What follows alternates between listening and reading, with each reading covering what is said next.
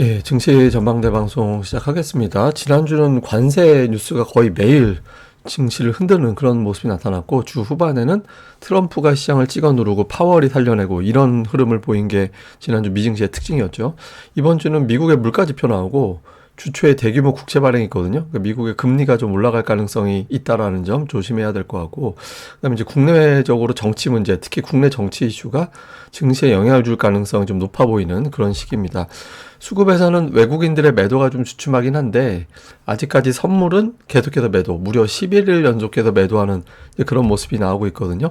그리고 코스닥에서는 뭐 알테오젠 같은 대형주의 변동성이 지수 자체를 또 흔들면서 하락 종목 수가 많은 날을 만들어내는 그런 현상이 나타나고 있습니다. 그래서 전체적으로 편안한 그런 시장의 분위기는 아니다, 이렇게 보면 될 것 같은데, 우선 지난주 주요국 증시 보면 중국 쪽은 강해요.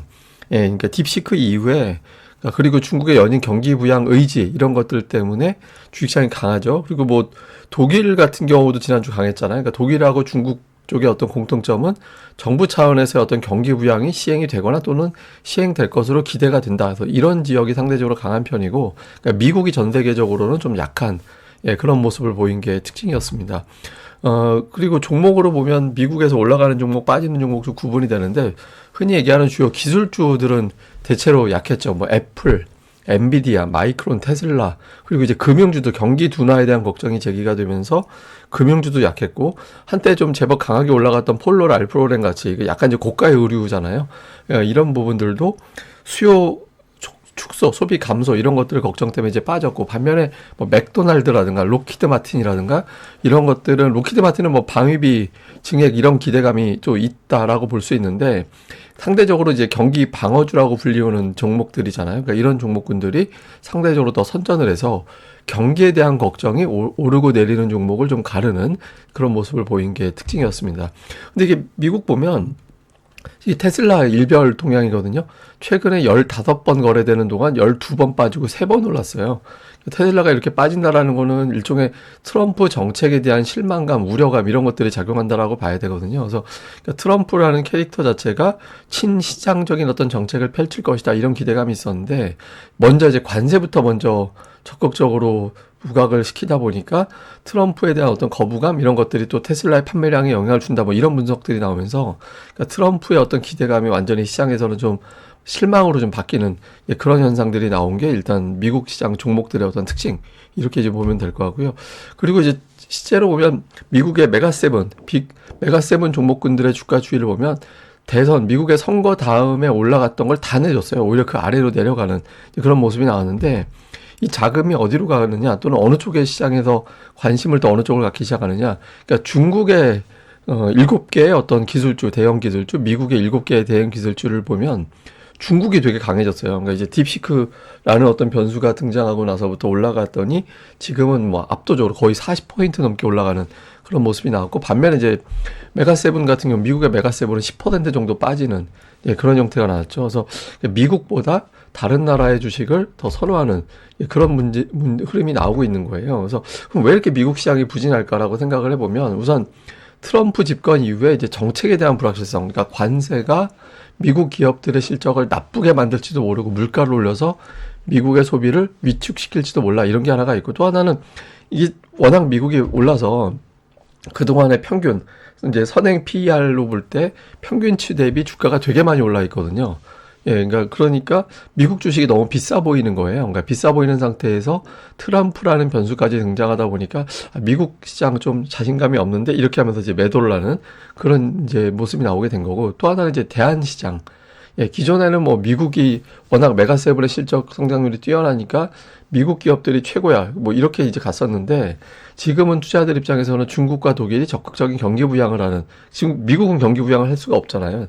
이 중에 이후에 이제 물론 감세라든가 규제 완화 이런 것들이 부각되면 이제 또 미국이 부각될 수도 있겠지만, 지금은 중국, 독일이 적극적인 경기 부양을 쓰거나 쓸 가능성이 높다라고 분석이 되기 때문에 투자자들이 다른 데 투자할 곳이 생긴 거예요. 그러니까 미국에서 돈을 빼서 다른 쪽으로 넘어가고, 그러니까 이런 현상이 나오게 된 거죠. 그래서 이게 독일 증시 보면 뭐 굉장히 강하잖아요. 지난 주말에 좀 빠져서 그렇지, 그러니까 독일 시장 보면은 굉장히 강력하게 올라가는 그런 모습들이 나타나고 있거든요. 그리고 뭐 일부 해석은 또 그런 것도 있습니다. 그러니까 트럼프한테 기대했던 걸로 친성장 정책이었는데 뭐 규제 완화하고 감세하고 이런 거보다 지금 관세부터 이게 먼저 부각이 돼서 미국 기업들의 실적이 나빠질지도 모르겠다. 그리고 친시장 정책 안 하는 거 아니야? 뭐 이런 걱정이 있는 거고 또 설령 하는 것도 암호화폐 관련해서는 어떤 정책을 제시한 게 있잖아요.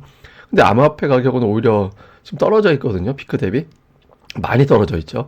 그래서 이걸로 봤을 때는 그러니까 트럼프의 어떤 정책에 대한 신뢰도도 좀 나빠진 것 같다. 이런 어떤 해석도 있습니다. 다만 이제 뭐 이제 취임 50일밖에 지나지 않은 상태고 아직까지는 친시장 정책, 그러니까 감세 정책과 규제 완화는 아직 제대로 시행된 게 없기 때문에 지금의 변동성 이후에 미국은 다시 회복이 될 거다. 이런 기대감이 있긴 한데 이제 돈은 항상 좋은 쪽, 적극적인 쪽으로 가게 돼 있잖아요. 지금 당장 이제 중국과 독일이 계속해서 이슈를 만들어내고 있다 보니까 이제 미국 팔아서 일부 자금은 저리로 넘어가는 그런 현상이 나온 게 이제 시장의 어떤 특징이었던 것 같습니다.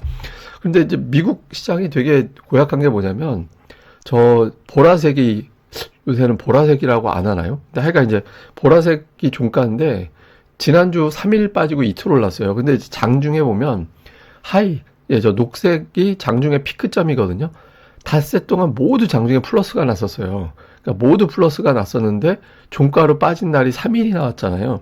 이거는 뭐냐면 뉴스 하나에 시장이 화들짝 놀라서 매도가 나오는 그런 형태를 시장이 계속 반복적으로 보였다라는 거죠. 그러니까 트럼프가 한마디 하면 시장이 휘청거리는 그런 굉장히 불안정한 장이 만들어지고 있다라는 건데 다만 이제 이런 통계는 있습니다. 그러니까 미국이 전통적으로 2월 중순에 피크를 한번 쳤다가 3월 초반까지 빠지고 3월 2주차에 저점을 치고 그다음부터 올라가는 그런 경향이 있다라는 거예요. 그래서 이제 이게 평균치대로 움직이고 있는 거다. 그래서 뭐 운용사들의 어떤 자금의 특성상 이때 이제 좀 매도했다가 매수하고 이런 특성이 있어서 3월 2주차에서 저점 찍고 나면 이제 다시 이제 봄 때까지는 계속 올라간다. 그러니까 이런 통계도 있긴 합니다. 그래서 이게 이제 나오려면 지금 위치에서 더 빠지면 안 되거든요. 근데 차트로 보면 나스닥 주봉인데 50주선이 굉장히 중요한 지지선이거든요. 근데 지난주 주말에 어쨌든 꼬리 달고 올라갔잖아요. 그래서 굉장히 중요한 자리에 이제 와 있는 상태고 S&P 500 지수도 마찬가지입니다. 이거 50주선 와 있거든요. 50주선에서 꼬리 달고 올라갔잖아요. 그래서 지금 조금 여유가 있긴 하지만 어쨌든 가급적이면은 큰 조정 없이 여기서부터 버티면서 이제 올라가야 되는 그런 타이밍이긴 하죠. 근데 이게 만약에 이제 깨진다면 다음 지지선까지는 제법 멀리 떨어져 있기 때문에 상당 기간 4월에 이제 상호관세 이슈 나올 때까지는 좀 고전할 가능성이 있는 거죠. 그래서 제 미국 증시가 이번 주 넘어가면서 저점을 확실하게 만들어내고 돌아서느냐. 이것도 이제 우리 증시가 그동안에는 미증시 떨어질 때 잘 버텼었는데 최근에는 막 갑자기 우리가 더 빠지고 막 이런 날도 있었잖아요. 그래서 조금 불안정해진 상태로 왔기 때문에 이제 지금부터는 미국이 좀 버텨주는 게 상당히 우리한테도 유리하다. 이렇게 봐야겠습니다. 다음에 이제 우리 증시 차트로 보면 코스피는 모양은 괜찮아요. 보시면 저점이 계속 올라가는 모양새잖아요. 그러니까 저점이 높아지고 있고 다음 저점 치는 간격이 되게 멀어지고 있거든요. 이거는 추세가 되게 좋은 거죠. 그러니까 저점이 높아지고 저점을 치는 간격이 넓어지고 있다라는 거는 시장에 대한 자신감이 아직까지는 살아있고 추세는 깨지지 않고 있다. 이렇게 볼 수 있거든요. 그래서 근데 저 저점을 깨면 이제 상황이 완전히 반전이 되는 거기 때문에 그러니까 2,500 초반에 있는 찍었던 지난 3월 첫 거래일의 저점이 반드시 지켜져야 된다. 이게 되게 중요한 상황이고요. 그다음에 코스닥 같은 경우는 알테오젠으로 상징이 되는데 대형주가 계속 쥐고 흔드는 그런 현상이 나오고 있거든요. 그러니까 급등 이후에 원래 저렇게 차트가 옆으로 가면서 21선 지지되고 이렇게 되면 한 번 더 올라가려나 이런 기대감이 시장에서 많이 올라오게 되거든요. 그런 기대감들이. 근데 그걸 완전히 깨버리는 이게 이제 지금 특허 소송 관련된 이슈가 있어가지고 알테오젠이 많이 고전한 거잖아요. 근데 이게 빠지면서 다른 제약주를 끌어내리고 지수에도 영향을 주고 이런 부작용들이 나오고 있거든요. 그래서 코스닥은 이번 주에 로봇이 됐든 제약바이오가 됐든 어쨌든 시총 상단에 있는 종목군들의 어떤 변동폭이 좀 축소되는 그런 움직임이 나오지 않으면 이제 조금 지수 자체가 좀 요란하게 움직이는 그런 형태가 될 수 있습니다. 그래서 대형주들의 어떤 변화 좀 잘 봐야 되고 또 수급에서는 외국인들이 일단 매도는 그 전주 대비 그러니까 뭐 제가 이제 그 전에도 말씀드렸지만 2조 이상 대량 매도 나오면 그 다음 주는 확 줄더라. 그래서 이번에도 일단 줄 가능성은 높아 보이는데 근데 아직까지 어쨌든 순매도잖아요. 근데 그 아시아 증시 우리만 파는 게 아니라 그 아시아 증시 다 팔아요. 그 대만을 한때 이제 매수해가지고 돌아오나라고 생각을 했었는데 대만은 우리보다 더 많이 파는 그런 형태가 되고 있거든요. 막 또 주말에 트럼프가 그 미국의 반도체를 대만에 다 뺏어갔다. 그러니까 그런 이야기를 했잖아요. 근데 한국은 약간 뭐 이렇게 얘기를 해서 이제 대만을 에 대해서 더 불쾌해하는, 그래서 이제 TSMC가 미국에 엄청나게 투자한다라고 했다라는 거잖아요. 근데 특이한 건 신흥시장의 자금이 유입으로 바뀌었어요.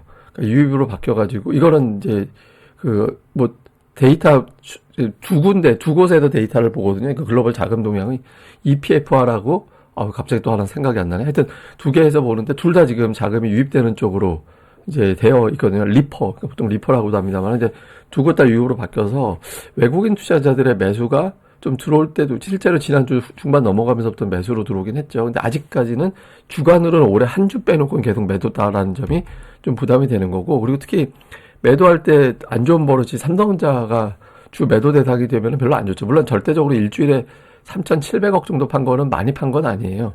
근데 어쨌든 삼성전자를 매수로 돌리지 않으면 안 되죠. 그러니까 제가 주초 한번 차트로 보여드릴 텐데, 삼성전자가 2000년대 이후에 10% 이상 하락한 다음에는 다 올랐어요.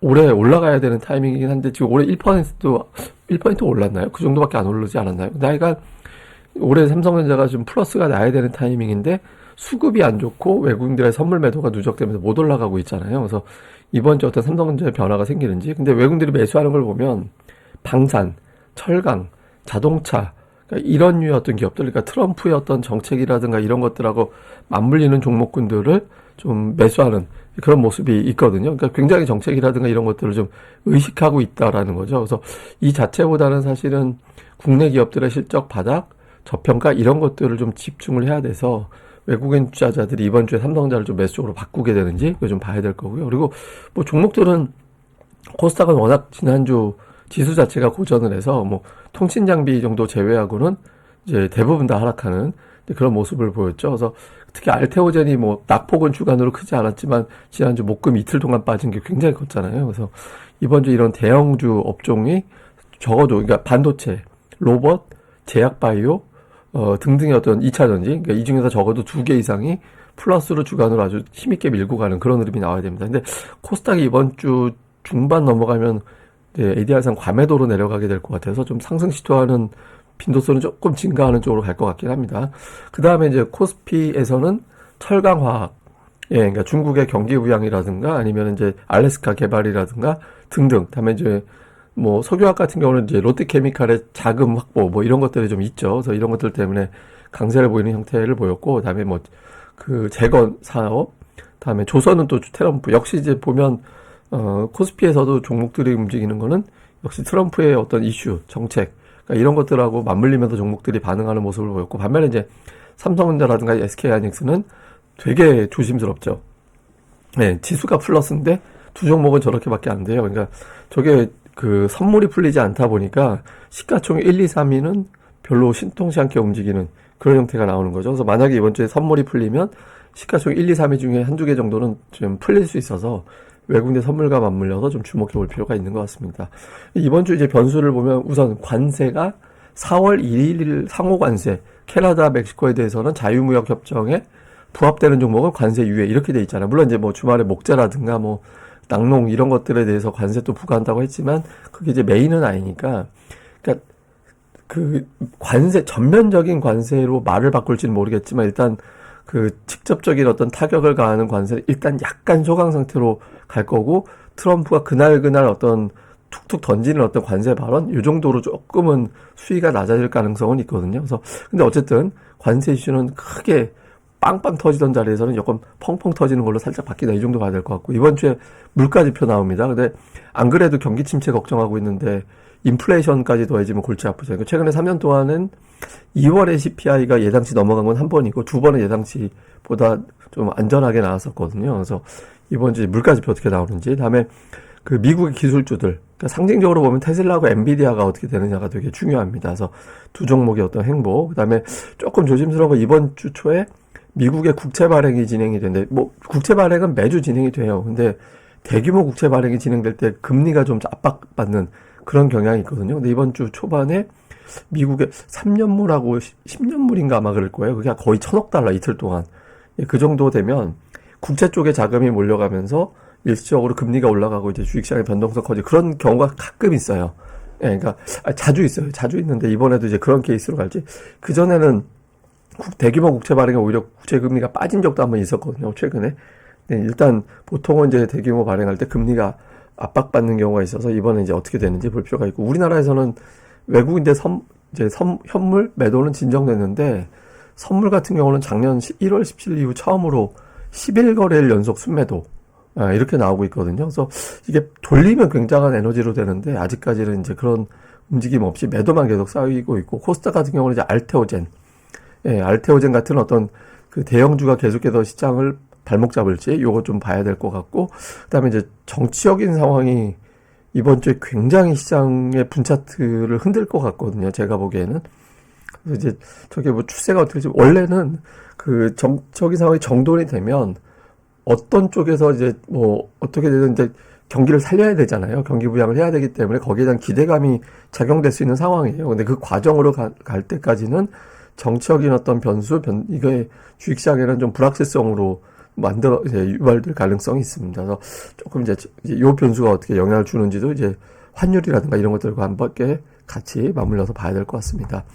일단 뭐 앞서 말씀드린 대로 정치 변수가 주초에 어떤 형태로 작동을 하는지는 좀 조심스럽게 봐야 될 것 같고, 그다음에 미국의 어떤 국채 발행 일정, 그다음에 CPI 이런 어떤 흐름 속에서 미국의 여기서 금리가 올라가 버리면 좀 이상해집니다. 그러니까 제가 뭐 계속 말씀드리지만 계속 빠지는 건 또 안전자산이 돼버리는 거니까 완만하게 흘러내리는 그런 모습이 제일 좋거든요. 그래서 지금 금리가 이제 변수가 되지 않기를 바라야 되고, 그다음에 대형주들이 코스피 빅3가 지난주 별로 재미없었고, 코스닥은 알테오젠을 비롯한 이런 종들이 코스닥 지수 자체에 발목을 잡는 이런 형태가 됐잖아요. 근데 외국인들이 완전히 돌아서 주면 이제 그쪽에서 반전이 좀 생기겠죠. 대형주들에 대한 또 수급. 그다음에 지난주에는 방산, 조선, 석유화학, 철강 이렇게 해서 주로 이제 트럼프의 어떤 정책 관련된 종목군들이 강했었는데, 이번 주에도 이런 구도가 그대로 고정이 되는지, 아니면 이제 선물이 풀리면서 시가총액 상위 수출주들의 어떤 변화가 생기는지 이것도 잘 봐야 될 것 같습니다. 근데 이게 작년도에 그 외국인들 선물이 11일 연속 매도가 나온 적이 있었거든요. 그때 당시에도. 그때 이제 매도가 나온 적이 있었는데, 그때 주식시장이 매도 나오는 기간에는 계속 음봉 나왔어요. 예, 막 계속 음봉 나오다가 저 매도가 바뀌고 현물이 매수로 세게 변하고 하면서 이제 현물이 들어오니까 이제 하락 쪽으로 베팅하면 큰일 나겠구만 하면서 이제 돌아서면서 이제 한 번 급등 치열하게 공방 벌이다가 그 다음에 쭉 상승. 그러니까 이런 구도가 나왔었거든요. 그래서 지금 어쨌든 선물 매도가 매수로 바뀌는 것도 필요하지만, 저걸 갖다가 이제는 하락 배팅을 걷어들이지 않으면 큰일 나겠다라고 할 정도의 어떤 강력한 현물에서의 어떤 리더 종목, 그러니까 이런 것들이 부각되는지 여부가 되게 중요합니다. 그게 만들어지면 이제 대형주 쪽 비중을 좀 늘리는, 아니면 ETF 하시는 분들은 레버리지를 잡을까 이런 전략이 가능해지는 거잖아요. 그래서 근데 그렇지 않고 계속 선물 매도 상태를 이번 주 더군다나 이제 만기도 있는데 쭉 가버린다 이래버리면 이제 한 방 더 맞을지도 모른다, 이런 불안감이 계속 있기 때문에 작은 반등에도 계속해서 매도하는 그런 움직임이 나오게 됩니다. 그래서 좀 선물 쪽에서 어떤 변화가 어떤 형태로 나오게 되는지를 잘 살펴봐야 될 것 같습니다. 그럼 또 이번 한 주 또 잘 보내시고요. 저는 또 다음에 뵙겠습니다. 이 방송 구독하기와 좋아요 꼭 좀 부탁드립니다. 감사합니다.